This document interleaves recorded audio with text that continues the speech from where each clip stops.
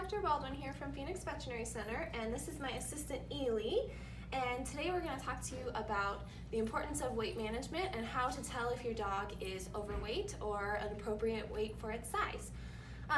Being an appropriate weight as a dog is really important, partially because osteoarthritis is one of the biggest things we deal with as these guys get older, and having problems with weight contributes to osteoarthritis in a big way, as well as other joint diseases like cruciate tears, things like that.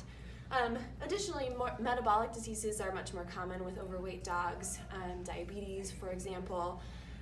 So it's often hard to tell if your dog is overweight, especially if they're very fluffy.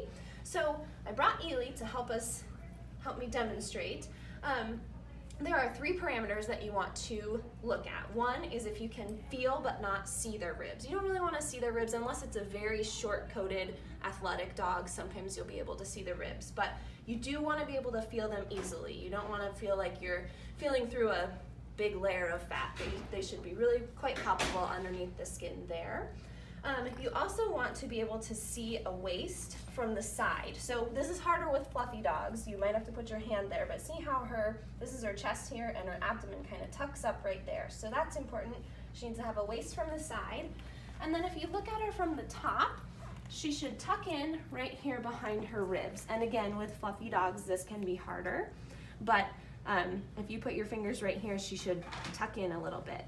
If you look at your dog from the top and they are the same width from here all the way back, kind of like a hot dog, we've gone a little too far. So if you need a chart to help you with that, we'll be happy to email you one. If you just want to run your dog by and get our opinion on if it needs to lose weight or gain weight, we'll be happy to help you. The only other thing is that you definitely don't want to see these hip bones. Right here, you don't want to see, or really, you want to be able to feel them, but really not very palpably. These bones should not be visible. That means we're a little too skinny. So if you have any questions, just give us a call.